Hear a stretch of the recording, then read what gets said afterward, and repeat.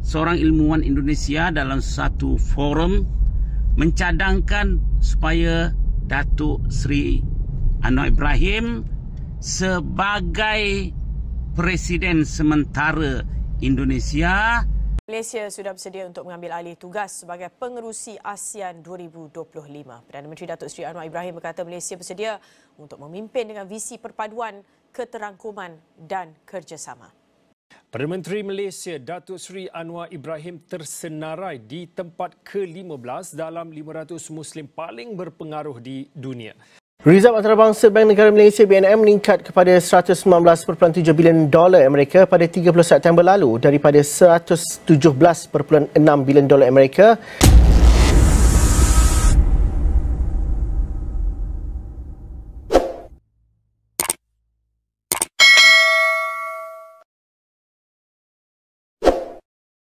Assalamualaikum warahmatullahi wabarakatuh, geng. Berjumpa lagi bersama saya Iki. Gimana kabar saudara-saudara, sahabat-sahabat saya? Semoga kabar kalian selalu baik-baik saja, dilindungi oleh Allah Subhanahu wa taala, dijauhkan dari segala bala musibah dan diberi umur panjang. Amin ya rabbal alamin. Oke geng, seperti biasanya di video kali ini Ikinya akan mereaction sebuah video yang telah di-tag maupun yang telah terjumpa di TikTok. Dan di video kali ini Ikinya akan mereaction sebuah video kenapa tokoh penting Indonesia ini, geng, sangat ingin sekali Indonesia itu meminjam pemimpin dari negara Malaysia, geng. Wah, kenapa? Apakah Indonesia membutuhkan pemimpin seperti di Malaysia, geng? Apakah Indonesia ingin maju seperti negara Malaysia, geng? Tentunya ingin juga ya, geng, ya. Saat banyak investor asing tuh masuk ke Malaysia, tentunya Indonesia juga ingin kayak gitu ya, geng, ya. Dan Perdana Menteri Malaysia, geng, ya. Perdana Menteri Malaysia tempat ke-15 500 Muslim paling berpengaruh di dunia, geng. Wah. Dan negara Malaysia udah siap nih, geng, memimpin ASEAN nih, geng. Wah. Luar sekali, power sekali ya PMX Malaysia ini ya, geng, ya. Salut Ikinya, geng. Patut si Rocky Gerung ini sampai salut dengan si PMX Malaysia ini, geng, ataupun Datuk Seri Anwar Ibrahim, geng. Masya Allah. Gak usah berlama-lama, tentunya kalian sudah penasaran videonya seperti apa. Jom kita simak bersama-sama. Tapi sebelum simak, jangan lupa dulu dong, geng, sokong channel ini dengan cara apa? Subscribe, like, comment, and share-nya. Apa-apa benda, silahkan komen di bawah. Janji jangan bergaduh. Oke, kita simak dulu videonya. Let's go. 9 Sultan menghadap Raja Malaysia dan keputusan diambil. Anwar Ibrahim resmi menjadi Perdana Menteri ke-10 negeri jiran itu. Ada demokrasi, ada tradisi. Tapi di sebuah negeri di seberang Malaysia, sang raja justru harus berkonsultasi bukan dengan 9 sultan, tapi dengan 9 naga untuk memutuskan hal-hal strategis. Memang ada yang unik. Kita ucapkan selamat memerintah pada Anwar Ibrahim, seorang aktivis yang punya banyak teman di Indonesia, bahkan sejak Orde Baru. Kebanyakan adalah tokoh-tokoh oposisi. Salam akal sehat. Kalau misalnya kita nggak punya pemimpin nanti di 2024, kita bisa pinjam Anwar Ibrahim untuk jadi presiden sementara. Kira-kira begitu sinisme orang kan. Karena baik, itu tadi seorang ilmuwan Indonesia dalam satu forum mencadangkan supaya Datuk Seri Anwar Ibrahim sebagai presiden sementara Indonesia dalam tempoh peralihan kepresidenan. Mungkin anda akan merasa terkejut, dan itu tak mungkin. Sebenarnya dalam kerajaan-kerajaan, dalam negara-negara tradisional itu pernah dan biasa berlaku.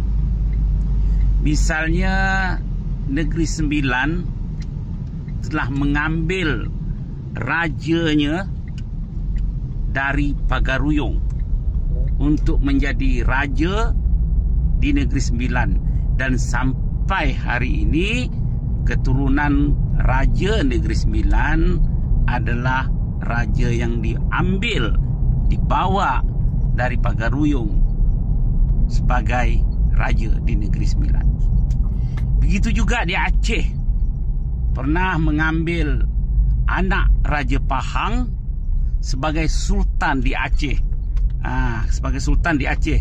Kemudian sebelum itu dilantik diambil sebagai menantu lah. Tapi anak Raja Pahang dilantik menjadi sultan di Aceh.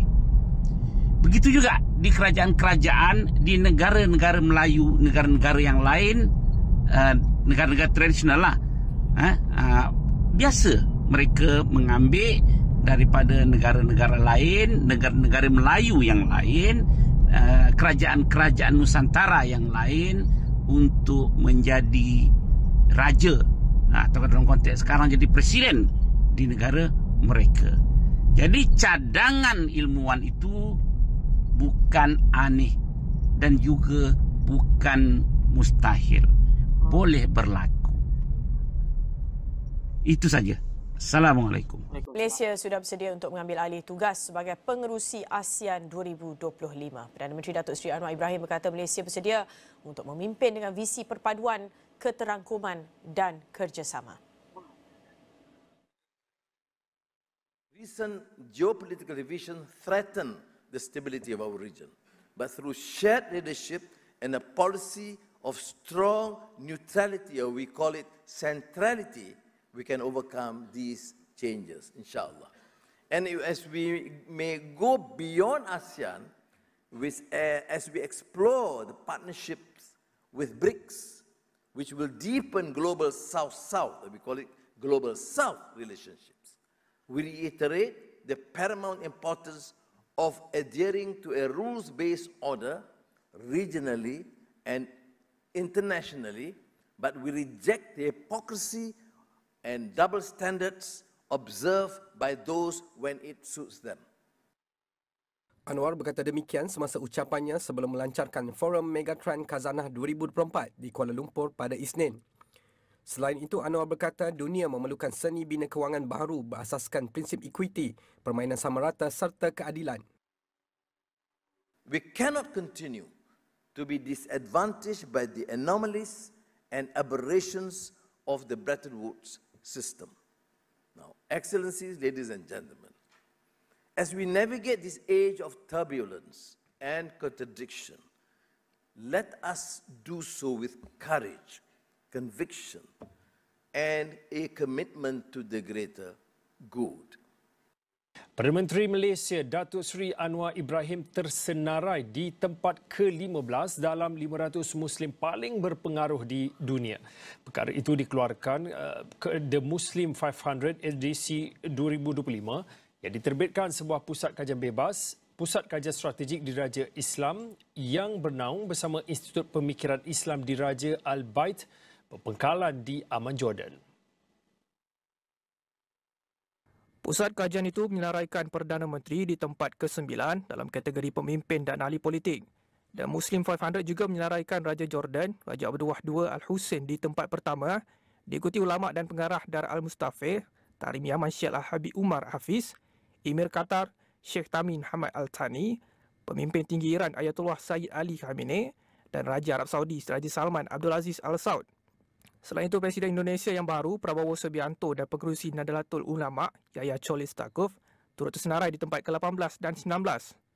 Penerbitan itu menggambarkan Anwar Ibrahim sebagai seorang yang pernah mengarungi pemenjaraan, buangan dan cabaran politik sebelum kembali menjadi Perdana Menteri Malaysia ke-10 pada November 2022. Saudara, di antara 500 tokoh Islam yang paling berpengaruh di dunia, Datuk Seri Anwar Ibrahim, PMX kita telah dinobatkan berada di tangga yang ke-15.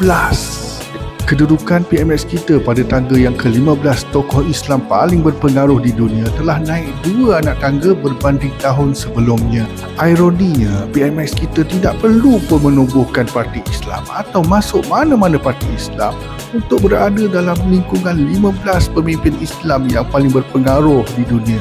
Pengiktirafan ini hadir di atas usaha, tindakan dan gerak kerja Datuk Seri Anwar Ibrahim terhadap dunia Islam, menaikkan syiar Islam di peringkat Malaysia dan antarabangsa. Cuma saya teringin nak tanya, Tuan Guru yang selalu pergi ke negara Iran tu dapat nombor berapa? Oh, bukan lagi naib ketua Persatuan Ulama Dunia. Dulu jadi pun sebab ada orang rekomen. Nah, geng-geng semua, kalian udah dengar sendiri kan dari orang Malaysia sendiri. Jadi pernyataan ataupun percakapan Rocky Gerung itu ya ilmuwan dari Indonesia. Kalau itu ilmuwan kata orang Malaysia, kalau kata ikinya itu ada politik juga ya. Suka mengkritik juga tentang pembangunan ataupun pemerintah juga dengan Rocky Gerung ini ya geng ya.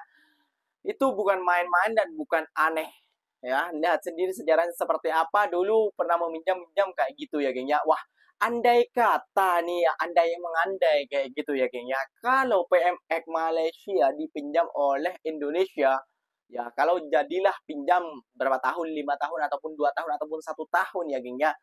Pasti banyak juga para investor asing yang akan masuk ke Indonesia. Namun, ada namunnya nih geng. Tapi kalau undang-undangnya juga mau dirubah sama PMX Malaysia ini geng, seperti itu. Ini mengandai-andai aja geng ya. Jadi banyak investor asing dan banyak peluang pekerjaan. Contohnya seperti sekarang ini kan banyak tuh geng, para investor tuh masuk ke Malaysia kayak gitu ya geng ya. Dan wah, ikinya sangat kagum sekali dan sangat takjub sekali ya geng ya. Ternyata PMX Malaysia ini nomor 15, sedangkan Pak Prabowo kita ya geng ya nomor 18 geng, kayak gitu ya. Itu sekarang pemimpin Indonesia geng. Selamat juga kepada Pak Prabowo menempati nomor 18 kayak gitu ya. Ya disalib dengan oleh PMX Malaysia geng. Kenapa sih PMX Malaysia ini Rocky Gerung sampai mengidamkan menjadi di Indonesia? Ya banyak faktornya geng ya. Sekarang aja Reserve Bank Negara Malaysia meningkat USD 119,7 bilion Syabas. Wow, luar biasa sekali. Pencapaiannya PMX Malaysia ini luar biasa sekali ya geng ya. Ringgit semakin kokoh dan semakin naik ya geng ya. Itulah mungkin Rocky Gerung bercakap seperti itu geng, kayak gitu ya geng ya.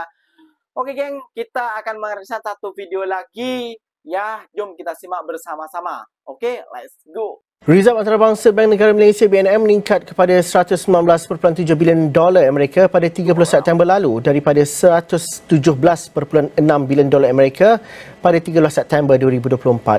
Bank Pusat berkata Rizab ini telah mengambil kira perubahan suku tahunan bagi penilaian semula pertukaran asing. Menerusi kenyataan pada Isnin, paras Rizab berkenaan memadai untuk membiayai 4.8 bulan import barangan dan perkhidmatan dan 0.9 kali jumlah hutang luar negeri jangka pendek. Komponen utama Rizab adalah Rizab mata wang asing berjumlah $119.7, diikuti Rizab tabung keuangan antarabangsa IMF $106.8, hak pengeluaran khas SDR $5.9 bilion, emas $3.3 bilion dan aset Rizab lain $2.4 bilion. Jumlah aset berjumlah RM601.39 bilion merangkumi emas dan Rizab pertukaran asing termasuk SDR RM491.66 bilion, kertas kerajaan Malaysia RM12.58 bilion dan deposit dengan institusi keuangan berjumlah RM5.26 bilion. Ia turut meliputi pinjaman dan pendahuluan RM25.57 bilion, tanah dan bangunan RM4.10 bilion serta aset-aset lain bernilai RM62.18 bilion. Menurut BNM, modal dan liability berjumlah RM601.33 bilion terdiri daripada modal berbayar RM100.0 juta, Rizab RM178.87 bilion, mata wang dalam edaran RM165.31 bilion dan deposit oleh institusi keuangan RM144.18 bilion.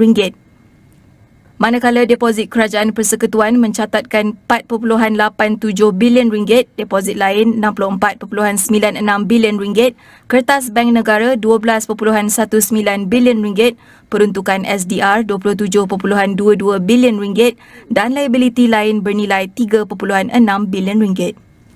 pantas saja, geng, ilmuwan ataupun aktivis politik Indonesia itu sangat mengidamkan ataupun ingin sekali ataupun ingin meminjam kayak gitu ya, geng ya. Meminjam PMX Malaysia, geng, kayak gitu menjadi presiden Indonesia seperti itu. Pencapaiannya sangat luar biasa sekali ya, geng ya. Dan semoga PMX ya, semoga presiden kita yang baru ini yang baru dilantik semoga bisa mengambil ataupun mencontoh PMX Malaysia ini ya, geng ya, untuk kedepannya Indonesia tuh akan menjadi negara seperti Malaysia, geng, kayak gitu ya, geng ya. Banyak investor masuk dan rupiah naik kayak gitu ya, geng ya. Tapi kalau rupiah naik, geng, yang paling gelisah ini adalah para pekerja Indonesia yang berada di Malaysia, itu yang gelisah. Kalau Malaysia mengejar Indonesia Indonesia mengejar Malaysia, geng, nanti pengiriman biasanya sekarang ini 2.000 ringgit 7 juta lebih, 7.400.000 kayak 7.400.000 kayak gitu ya, geng ya. Malah nanti 2.000 jadi berapa ya, 5 juta ataupun 6 juta kayak gitu kan, tidak mau juga, geng, kayak gitu. Jadi sama-sama mengkokol lah di atas puncak kayak gitu ya, geng, yang memegang kendali ASEAN Tenggara ini, geng, kayak gitu. Mari kita sama-sama mendoakan. Jadi gak usahlah saling bergaduh. Ini hanya argumen ataupun para politik-politik saja, geng, yang menginginkan supaya kita bisa mencontoh. Nah, lihat saja ya, para aktivis-aktivis ataupun para ilmuwan-ilmuwan Indonesia itu sangat ingin sekali PMX itu memimpin Indonesia. Nah, kenapa kita tidak? Kita studi banding ke Malaysia, kenapa tidak? Ya harus, geng. Karena Malaysia itu adalah contoh untuk negara Indonesia. Contoh baik, bukan contoh buruk kayak gitu. Kalau contoh buruk ya Israel. Nah, itu contoh buruk, geng. Kalau Malaysia ya contoh baik untuk negara kita. Wah, gimana ya, banyak investor masuk ke negara Malaysia. Wah, sepatutnya Indonesia bisa kan, seperti itu yang kita inginkan, geng. Bukan kita memojokkan ataupun menjelekkan Indonesia. Bukan, tapi kita ingin seperti negara Malaysia. Paham tidak, geng? Oke, geng, mungkin videonya sampai di sini saja. Mungkin video ini bermanfaat ataupun video ini sampai di sini saja. So, apa benda, silakan komen ikinya di kolom komentar. Ikinya pamit undur diri dulu. Wassalamualaikum warahmatullahi wabarakatuh, geng. Berjumpa lagi kita di mana? Di next video. Bye-bye.